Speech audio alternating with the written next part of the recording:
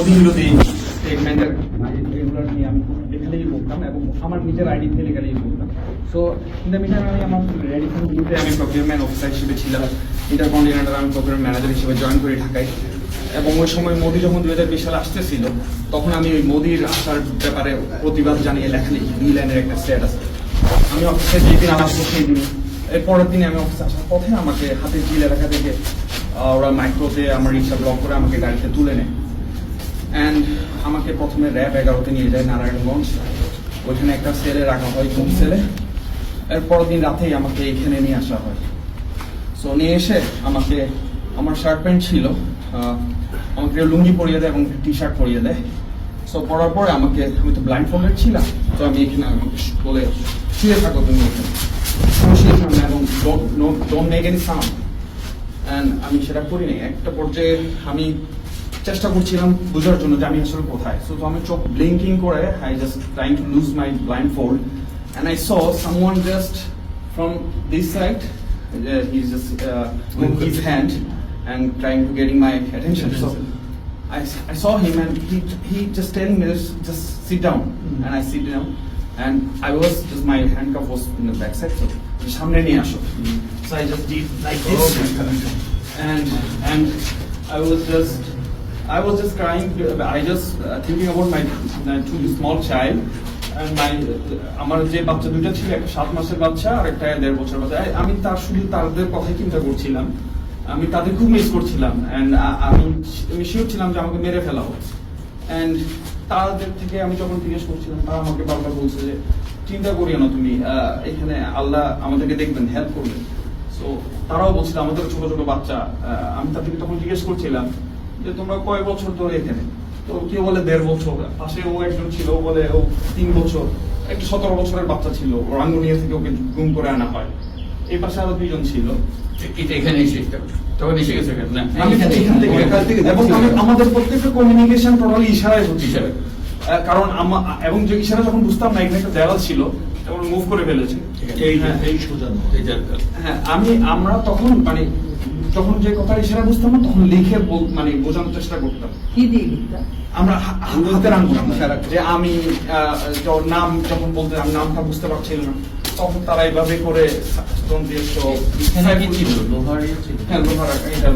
বার ছিল, খোলা ছিল, বাইরে দেখতে লোহার বার দিয়ে আমরা অপোজিটে আমি দেখছি না, ওখানে দেখতে পারতাম। তো ওরা তো আসলে আমাদের ভিতরে সাউন্ড করতে মানা করতো। তো ওরা যখন আসতো তখন সাথে সাথে আমরা আবার ব্লাইন্ড ফোল্ডে নামি, আমরা আবার পিছন দিকে গিয়ে শুয়ে যেতাম। সেইভাবে করে আমাদের দিনগুলো পার হতো। এবং তারা এবার এই পাশে আমার ডান পাশে একটা ছেলে ছিল, সো কিছুক্ষণ পর পরে সে খুব মারতো, তো কন্টিনিউয়াস মারতো এবং ও যতক্ষণ না কান্না থামাতো না, চিৎকার থামাতো না, ওকে মারতো। সো আমি তখন জিজ্ঞেস করতাম ওকে কেন মারতেছে, তো সব বলতো ও ওকে মারতে মারতো পাগল হয়ে গেছে এবং ন্যাংটা দাঁড়ায় থাকতো, এই জন্য ওকে মারতো। এবং ওকে কন্টিনিউয়াস মারতো যতক্ষণ ও সাউন্ড বন্ধ করতো না। সো আমার এই পাশে আমি আরো 4-5 জনকে দেখি, কেউ 1.5 বছর, কেউ 2 বছর, কেউ 3 বছর ধরে ঘুম ছিল। সো এভাবেই করে আমাদের আমার এখানে আমার জানা মতো 4-6 জন ছিল। আপনি পাশে ছিলেন? আমি 10 ডেজ ছিলাম।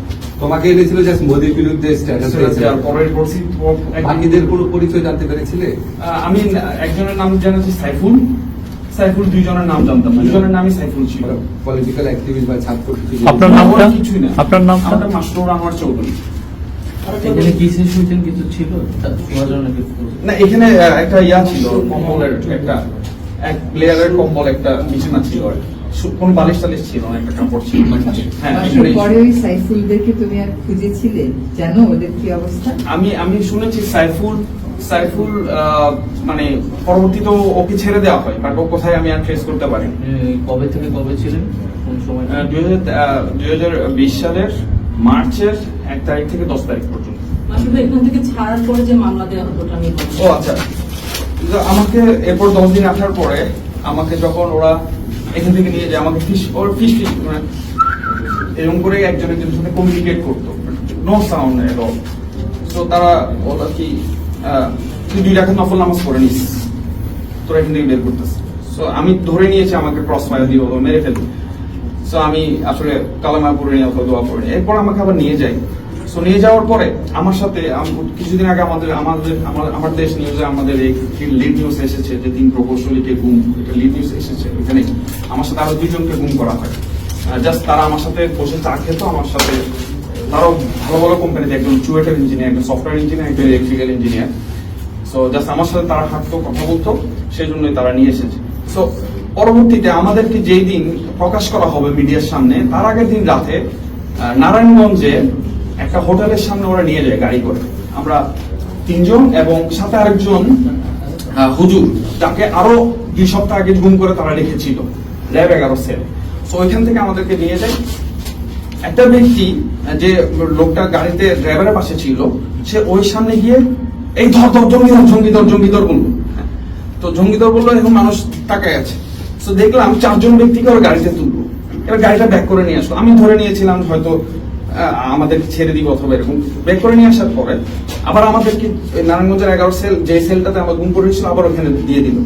পরের দিন সমস্ত মিডিয়ার সামনে আমাদেরকে এভাবে দাঁড় করিয়ে ক্যামেরাম্যানরা বললো, মিডিয়া ম্যানরা বললো যে আপনারা হাঁটেন। হ্যাঁ, আমরা হাঁটলাম। হাঁটার পরে আবার যান, আবার আমাদেরকে ঢুকে ফেলা হলো সেলে। পরের দিন আমাদেরকে জেলে দেওয়া হলো, জেলে নিয়ে যাওয়া হলো। আমরা ওখানে পত্রিকায় দেখলাম নারায়ণগঞ্জে নাশকতার পরিকল্পনার সময় এই প্রকৌশলীদেরকে হাতে নাতে ধরা হয়, গোপন মিটিং এর সময় তাদেরকে হাতে নাতে ধরা হয়। এরপর আমার my career already destroyed, and I was a procurement manager in multinational companies, and I earned 6-digit salary, and that is a big point in my career. Within 3 years I became manager, and everything was gone, and still I'm suffering in financial crisis. I have 3 children, and আমি কেসে এখনো হাজিরা দিই, আমার কেসটা এখনো চলছে। মানে just জঙ্গি নাটক। হ্যাঁ, ওই জঙ্গি মামলাটাই এখনো চলছে, আমি এখনো হাজিরা দিই। চলছে জি।